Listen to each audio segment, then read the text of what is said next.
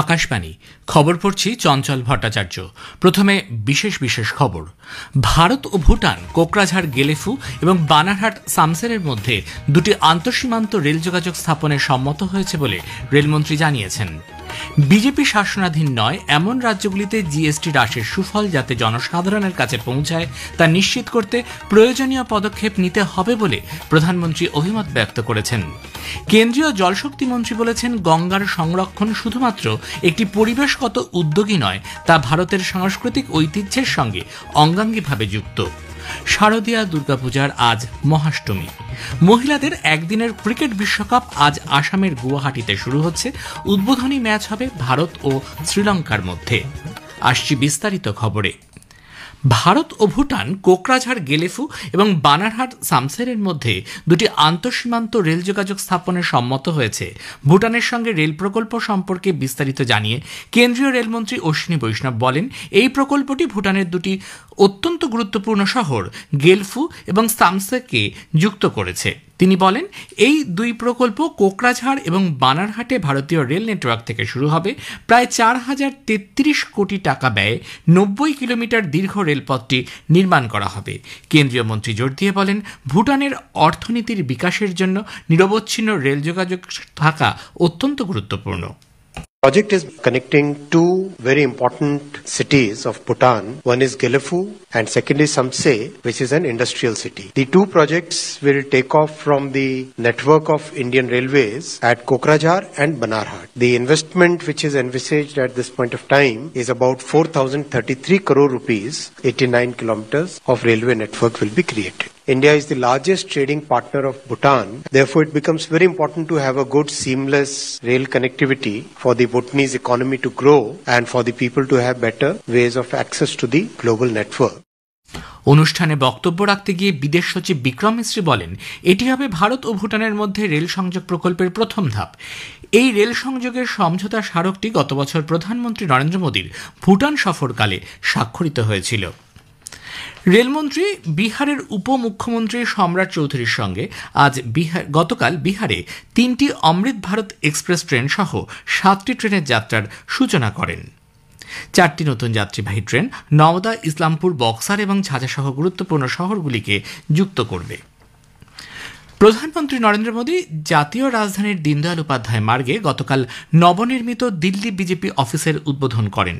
নবরাত্রি উদযাপনের মধ্যে এই উদ্বোধন অনুষ্ঠানে উপস্থিত জনসাধারণের উদ্দেশ্যে ভাষণ দিতে গিয়ে প্রধানমন্ত্রী বলেন, এনডিএ সরকার দেশে সুশাসনের একটি নতুন মডেল তৈরি করেছে। এনডিএ সরকার দেশ এবং নাগরিকদের নিরাপত্তাকে সর্বোচ্চ অগ্রাধিকার দিয়ে থাকে, আত্মবিশ্বাসের সঙ্গে দুর্নীতির বিরুদ্ধে লড়াই চালিয়ে যাচ্ছে। সুশাসনের আরেকটি শক্তিশালী দিক হল সাধারণ মানুষের সঞ্চয় বৃদ্ধি। 2014 সালের আগে 2 লক্ষ টাকার বেশি আয় করযোগ্য ছিল। বর্তমানে সাধারণ মানুষ কোনো আয়কর ছাড়াই 12 লক্ষ টাকা পর্যন্ত আয় করতে পারেন। পরবর্তী প্রজন্মে জিএসটি সংস্কার প্রসঙ্গে বলতে গিয়ে শ্রী মোদী জোর দিয়ে বলেন, এর ফলে সাধারণ মানুষ উপকৃত হবেন। তিনি আরও বলেন, বিজেপি শাসনাধীন নয় এমন রাজ্যগুলিতে জিএসটি হ্রাসের সুফল যাতে জনসাধারণের কাছে পৌঁছায় তা নিশ্চিত করতে প্রয়োজনীয় পদক্ষেপ নিতে হবে। हमें सुनिश्चित करना है कि नेक्स्ट जनरेशन जीएसटी रिफॉर्म्स का फायदा सामान्य से सामान्य व्यक्ति तक पहुंचना चाहिए। हमें ग्राहकों को भी जानकारी देनी है और अपने दुकानदार भाइयों को भी जागरूक करना है। जहां हम विपक्ष में हैं वहां तो हमारी जिम्मेदारी और अधिक बढ़ जाती है। वहां जो सरकार है वो जीएसटी में कमी का पूरा लाभ जनता को दे, ये हमें पक्का करना ही होगा। हमें भारत को आत्मनिर्भर बनाना है और स्वदेशी को अपनाना है। কেন্দ্রীয় শিল্প ও বাণিজ্য মন্ত্রী পীযূষ গোয়েল বলেছেন, ইউরোপীয় অবাধ বাণিজ্য সমিতি ইএফটিএ-ভুক্ত দেশগুলি আইসল্যান্ড, লিechtenstein, নরওয়ে এবং সুইজারল্যান্ডের সঙ্গে অবাধ বাণিজ্য চুক্তি এফটিএ এবছরের 1 অক্টোবর থেকে কার্যকর হবে। গ্রেটার নয়ডায় উত্তরপ্রদেশ আন্তর্জাতিক বাণিজ্য প্রদর্শনীর সমাপ্তি অধিবেশনে যোগ দিয়ে মন্ত্রী জানান, উন্নত রাষ্ট্রগুলির ভারতের সঙ্গে অবাধ বাণিজ্য চুক্তি স্বাক্ষর করতে আগ্রহী। কেন্দ্রীয় জলশক্তি মন্ত্রী সি.আর. পাটিল বলেছেন, গঙ্গার সংরক্ষণ শুধুমাত্র একটি পরিবেশগত উদ্যোগই নয়, তা ভারতের সাংস্কৃতিক ঐতিহ্যের সঙ্গে অঙ্গাঙ্গিভাবে যুক্ত কোটি কোটি মানুষের জীবন প্রবাহ। নতুন দিল্লিতে গতকাল গঙ্গা পুনরুজ্জীবন সংক্রান্ত ষোড়শ টাস্কফোর্সের বৈঠকে তিনি বলেন, বিগত বছরগুলিতে টাস্কফোর্স ৮০% বিভিন্ন সমস্যার সমাধান সাফল্যের সঙ্গে করেছে। এই সমস্ত কাজ গঙ্গাকে পুনরুজ্জীবিত করতে একটি ভিত্তি তৈরি করেছে। উত্তরপ্রদেশ ও বিহারের জলাভূমিগুলি কি অবস্থায় রয়েছে তা পর্যালোচনায় এই বিশেষ টাস্কফোর্স গুরুত্ব দিয়ে করেছে। এর মধ্যে উত্তরপ্রদেশের ২৮২টি এবং বিহারের ৩৮৭টি জলাভূমির মূল্যায়ন করা হয়েছে। উত্তরপ্রদেশ ও বিহারে যথাক্রমে ৪০ ও ১৯টি জলাভূমিকে অগ্রাধিকার দেওয়া হচ্ছে। মোট ৫৯টি জলাভূমিকে আইনি রক্ষা দেওয়ার ব্যাপারে দ্রুত বিজ্ঞপ্তি জারি করার জন্য রাজ্যগুলিকে পরামর্শ দিয়েছেন তিনি। এর পাশাপাশি বন্যা নিয়ন্ত্রণ পরিকাঠামো আরও মজবুত করার বিষয়ে বৈঠকে আলোচনা হয়েছে। এ খবর প্রচারিত হচ্ছে আকাশবাণী থেকে। শারদীয়া দুর্গাপূজার আজ মহাষ্টমী। কিছু পরেই মণ্ডপে মণ্ডপে মহাষ্টমী, কল্পারম্ভ ও বিহিত পুজো শুরু হবে। পৌরাণিক কাহিনী অনুসারে দেবী দুর্গা মহাষ্টমীতে মহিষাসুরকে বধ করেছিলেন। আজ অষ্টমীর পূজাঞ্জলির মাধ্যমে দেবীকে আরাধনা করা হবে। অষ্টমী তিথি আজ বেলায় শেষ হবে, তবে ২৪ মিনিট আগে থেকে শুরু হবে সন্ধি পুজো। অষ্টমীর আরেকটি আকর্ষণ কুমারী পূজা। কুমারী বালিকার মতো বিশুদ্ধ নারীর রূপ কল্পনা করে তাকে দেবীজ্ঞানে পূজা করেন ভক্তরা। এদিকে গতকাল পশ্চিমবঙ্গ, ত্রিপুরা, আসাম, আন্দামান সহ ভারতের নানা জায়গায় দুর্গাপূজায় মেতে উঠেছেন বহু মানুষ। মণ্ডপে মণ্ডপে ভিড় জমিয়েছেন দর্শনার্থীরা। কলকাতায় শ্রীভূমি, চেতলা অগ্রণী, সন্তোষমিত্র স্কোয়ার, একডেলিয়া এভারগ্রিন, ম্যাডক স্কোয়ার, হাওড়ার বাল্টিকুড়ি সজীব সংঘ, নেতাজি সংঘ, নতুন পল্লী সর্বজনীন, বালি সময়াপল্লী সর্বজনীন, আসানসোলে ধেমোমাইন কলিয়ারি, কল্যাণপুর আদি, শিলিগুড়ির স্বস্তিকা যুবক সংঘ, জুয়েল অ্যাথলেটিক ক্লাব, জাতীয় তরুণ সংঘের মণ্ডপ সহ নানা জায়গায় প্রচুর মানুষ ভিড় জমান। আসামের শিলচরের বিভিন্ন মণ্ডপে, ত্রিপুরার আগরতলায় দুর্গাবাড়ি প্রভুবাড়ির পুজো, রাজধানী দিল্লির কারলবাগ, কাশ্মীরি গেট, প্যান্ডেরা পার্কের ঠাকুর দেখতে দর্শনার্থীদের ঢল নামে। সমুদ্র তীরে মুম্বাই শহরের বিভিন্ন পুজোয় আবার আকর্ষণীয় সাংস্কৃতিক অনুষ্ঠান ছিল বাড়তি পাওনা। ভাবা পারমাণবিক গবেষণা কেন্দ্রের বাঙালি বিজ্ঞানী ও কর্মীরা অনুশক্তিনগরের পুজোয় পশ্চিমবঙ্গ থেকে শিল্পী যেমন এনেছেন, তারাও নানা সাংস্কৃতিক অনুষ্ঠান আয়োজন করেছেন।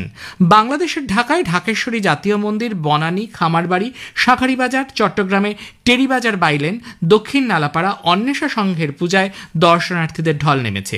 দক্ষিণ এশিয়ার বাইরে প্রবাসী বাঙালিরা বিশ্বের নানা শহরে দুর্গাপুজো করছেন। সিঙ্গাপুরে ইন্ডিয়ান পূজা অ্যাসোসিয়েশন, জার্মানিতে কোলনের ভারত সমিতি, লন্ডনের ক্যামডেন, উইম্বলডন, হ্যামস্টেডের পুজোয় ভিড় জমিয়েছেন বহু মানুষ। কোনো কোনো মণ্ডপে আজ বীরাষ্টমী উদযাপন করা হচ্ছে। এই উৎসব বাঙালির প্রাণের উৎসব। সমাজের সর্বস্তরের সব রকমের মানুষের অংশগ্রহণেই এর সার্থকতা। পুজোর এই আলোর রোশনাই সকলের কাছে পৌঁছে দিতে সক্রিয় হয়েছেন আমাদেরই কয়েকজন সহনাগরিক। তাঁদের সম্মান জানাতে আজকের এই প্রতিবেদন। ঔপনিবেশিক যুগের কালিমালিপ্ত অধ্যায় পেরিয়ে কারাগার আজ পরিণত হয়েছে সংশোধনাগারে। অপরাধীকে আত্মবিশ্লেষণের সুযোগ দেওয়ার পাশাপাশি তাকে নতুন এক জীবনে উত্তরণের সুযোগ করে দেওয়াই আজ সংশোধনাগারের উদ্দেশ্য। শুধু পুজোর আনন্দ আবাসিকদের কাছে পৌঁছে দেওয়াই নয়, কলকাতার দমদম কেন্দ্রীয় সংশোধনাগার কর্তৃপক্ষ এবার পুজোয় তাদের সুযোগ করে দিয়েছেন নিজের হাতে মণ্ডপ গড়ে তুলে থিমের পুজোয় সবার নজর কেড়ে নিতে। কেন্দ্রীয় সংশোধনাগারের সুপারিনটেন্ডেন্ট সুপ্রকাশ রায় জানালেন, এবারের পুজোয় তাদের মণ্ডপে ফিরিয়ে আনা হয়েছে অতীতের ব্রিটিশ শাসনকালে জেলের রূপটিকে। জেল থেকে সংশোধনাগারে রূপান্তরে দীর্ঘ অধ্যায়কে ফুটিয়ে তোলা হয়েছে থিমের মাধ্যমে। অর্থাৎ আবাসিকদের পুজোটা হচ্ছে সার্বজনীন বলতে যা বোঝায়, বাইরের একটি সার্বজনীন পুজোর থেকে এইটা সর্বোচ্চ পর্যায়ে সার্বজনীন। কারণ এখানে শুধু ভারতবাসীরা নয়, এখানে বিদেশিরাও আছে এবং এই উৎসবটা কেমন হয় তারা এর আগেও দেখেছে। পুজোর ৪-৫টা দিন তারা প্রচণ্ড আনন্দ করার জন্য উদ্গ্রীব থাকে। ফেলে দেওয়া জিনিস থেকে আমাদের আবাসিকরাই সেগুলোকে মণ্ডপসজ্জা সাজিয়ে দিয়েছে। পোলাও হবে, খাসির মাংস হবে, রুই মাছের কালিয়া হবে, ফুলকপি রোস্ট হবে, এরকম বেশ কিছু ভালো ভালো আইটেম এই কদিন থাকে। তেমনি সকালের ব্রেড আছে, পায়েস আছে, কচুরি আছে, যেগুলো সাধারণত হয় না, ফ্রাইড রাইস আছে। নিজেদের হাতে মণ্ডপ সাজিয়ে তুলতে পেরে খুশি আজীবন সংশোধনাগারের ৪ দেওয়ালে কাটানোর সাজাপ্রাপ্ত বন্দীরাও। আমরা তো ভালোভাবে কাটাচ্ছি। এখন স্যার আমাদের বাইরে বের করেছে, বাইরে এই যে ভিডিওটা হচ্ছে, আমাদের যে কজন প্রবাসী ভাইরা আছে সে কজন বের করেছে আমাদের কাজের জন্য, পুজোর জন্য। এখানে সবসময় আমাদের অরিজিৎ দত্ত ও সন্দীপন দাশগুপ্তর সঙ্গে অভিরূপ ভট্টাচার্য, আকাশবাণী সংবাদ, কলকাতা। মহিলাদের একদিনের ক্রিকেট বিশ্বকাপ আজ শুরু হচ্ছে। গুয়াহাটিতে উদ্বোধনী ম্যাচে ভারত শ্রীলঙ্কার মুখোমুখি হবে। বর্ষাপাড়া স্টেডিয়ামে খেলা শুরু হবে ভারতীয় সময় দুপুর 3টে। খবর শেষ হলো। এরপর খবর শুনবেন 7টা বেজে 25 মিনিটে।